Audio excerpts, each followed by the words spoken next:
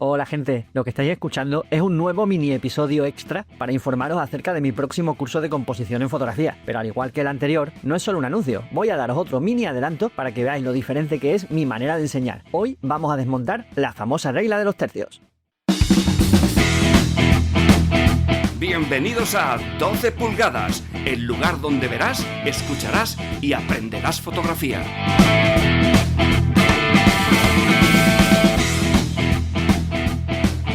Seguro que eso de la regla de los tercios es lo primero que escuchasteis al empezar vuestro camino fotográfico. Ya sabéis, divide la imagen en tres, con 2 líneas horizontales y 2 verticales, y coloca los elementos más importantes en las intersecciones o coincidiendo con esas líneas imaginarias. Esos puntos donde se cruzan los ejes imaginarios nos han dicho una y mil veces que son los puntos de mayor atracción visual, los puntos de mayor interés, las zonas con más fuerza, los sitios del encuadre donde debemos situar los elementos principales, porque son los centros de atención de la percepción de cualquiera. Nos han enseñado que la manera correcta de componer es usando esta regla como referencia. Si hasta en la gran mayoría de cámaras de fotos se muestran estas guías superpuestas en nuestro visor o pantalla, he llegado a ver cómo un miembro de un jurado en un concurso decía: esta foto la descartamos porque no cumple la regla de los tercios.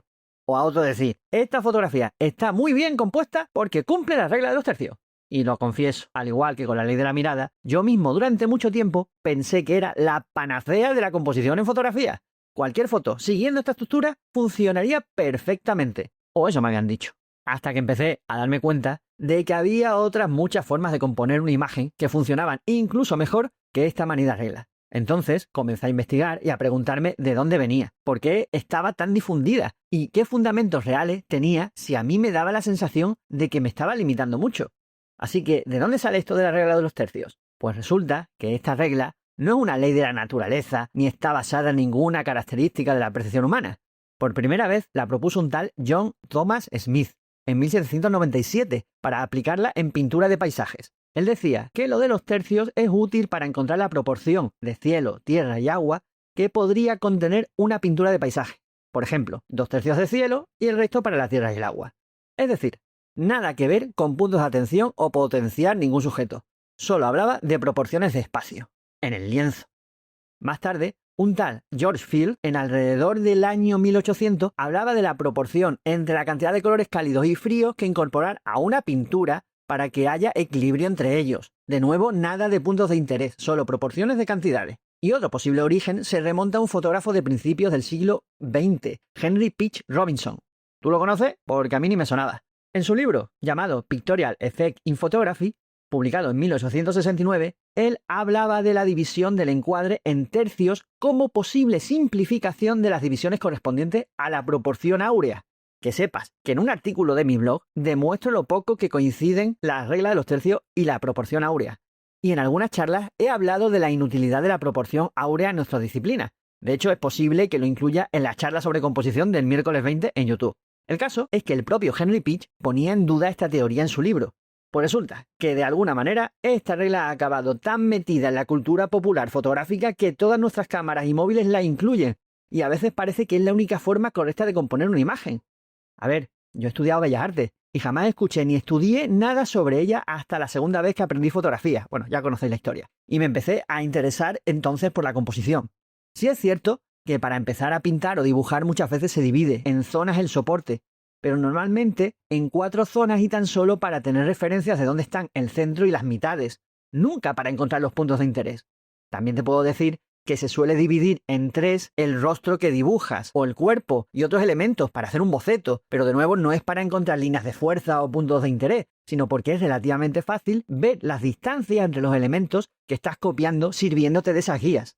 Bueno, a ver, no todas las afirmaciones sobre esta regla son erróneas. Puede ser un recurso útil en ciertas situaciones, pero no en todas las situaciones. La regla de los tercios está muy bien para empezar, porque nos ayuda a no ponerlo todo siempre en el centro, ni a acercarnos demasiado a los bordes, pero se ha convertido en una zona de confort peligrosa. Nos han dicho que si la sigues, la foto es equilibrada y correcta, pero ¿siempre queremos fotos simplemente correctas? ¿O puede ser que a veces queramos fotos que llamen la atención y que expresen ciertas cosas que la regla de los tercios no nos permite? No tienes por qué situar obligatoriamente los elementos en esos ejes, ni las intersecciones son los puntos de interés de cualquier imagen, ni usar esa regla hace que tu foto mejore, ni no utilizarla provoca que hayas realizado una mala composición. Porque ¿qué pasa si la rompemos? Resulta que hay muchas formas de componer que los tercios ignoran por completo. Por ejemplo, la simetría y el centro. A veces colocar el motivo justo en el medio transmite una fuerza, una estabilidad y una importancia que los tercios no transmiten. De hecho, uno de los valores de la armonía es el centramiento y el equilibrio. Y la única zona de una imagen que tiene realmente atracción visual por sí misma es el centro. Precisamente, el tema de los equilibrios de pesos. No se trata de dónde está el objeto, sino de cuánto pesa visualmente en oposición a otros, debido a sus propias características. Hay veces que para contrarrestar el peso de una masa visual, necesitamos situar un elemento muy cercano a una de las esquinas. O el tema del horizonte. Nos dicen que el horizonte nunca debe ir al centro y que siempre en una de las líneas imaginarias de los tercios. Pues bien, si buscas una simetría perfecta en un reflejo en el agua, por ejemplo, el centro es precisamente donde debe estar el horizonte.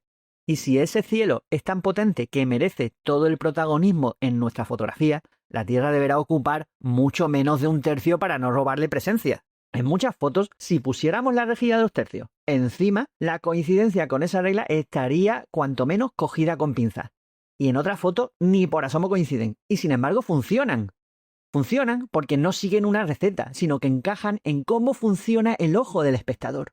Y vamos a plantearnos algo. ¿Podría ser que los elementos de una imagen llamen más la atención unos que otros por sus propias características en lugar de porque estén situados en cierta zona del encuadre?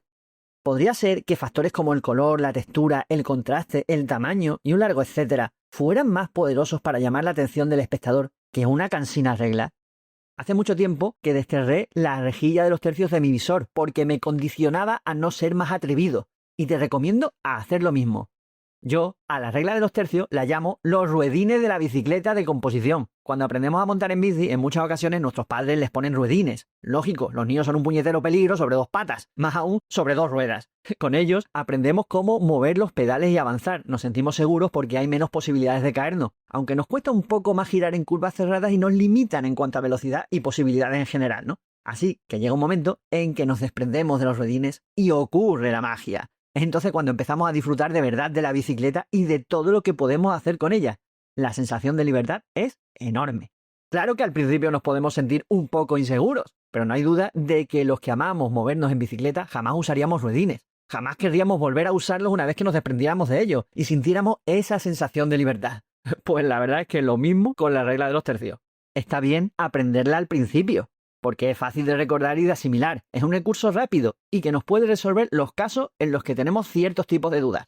Al principio, cuando somos muy novatos en esto de hacer fotos. Pero en algún momento tenemos que desprendernos de ella.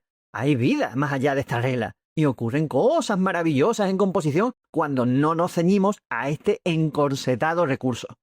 Vamos a dejar de pensar en tercios y más en distancias, relaciones, interacciones, equilibrios y desequilibrios, ritmos, yuxtaposiciones y un largo etcétera de recursos mucho más expresivos, útiles y eficaces que las reglas de los tercios para poder contar, mostrar, ocultar y expresar lo que queramos.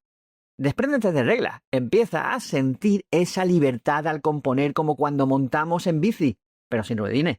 En fin, de esto trata, en parte, mi nuevo curso Diseño de la Mirada, de entender que las reglas son solo herramientas, no barreras, de saber qué funciona y qué no, y sobre todo, por qué. Se trata de entender la percepción humana para poder contar eficazmente lo que tú quieres expresar, no lo que dice un manual de 1797, o que han copiado como monos todos los libros y artículos de composición en fotografía. Como sabéis, vuelvo con energías renovadas y tenía muchas ganas de volver a compartir todo esto con vosotros. Por eso he rediseñado mi curso de composición en 2 niveles, esencial y avanzado, para que podáis decidir dónde empezar y hasta dónde llegar. Porque quiero que después de este curso vuestra manera de mirar a través del visor cambie por completo. Tenéis toda la información del curso en mi blog fotolarios.es. Recordad que son solo 25 plazas por nivel. Quiero que sea un grupo reducido porque la última clase la dedicamos a analizar vuestras fotos y prefiero asegurarme de que cada uno de vosotros recibe la atención que merece. Y ojo, que hay una oferta para ti si has llegado hasta aquí. Escríbeme a contacto@fotolarios.es diciendo que vienes del podcast y te mandaré la información del curso y las modalidades de inscripción a un precio especial. Una última cosa, si quieres ver en la práctica cómo pongo patas arriba todo esto de las reglas y qué puedes encontrar en el curso, el miércoles 20 de mayo a las 7 de la tarde haré una ponencia gratuita en directo en YouTube. Es básicamente la introducción al curso. Y estáis todos invitados. Te espero para seguir cumpliendo mi objetivo de que todo el mundo en la Tierra aprenda fotografía. Buena luz a todos.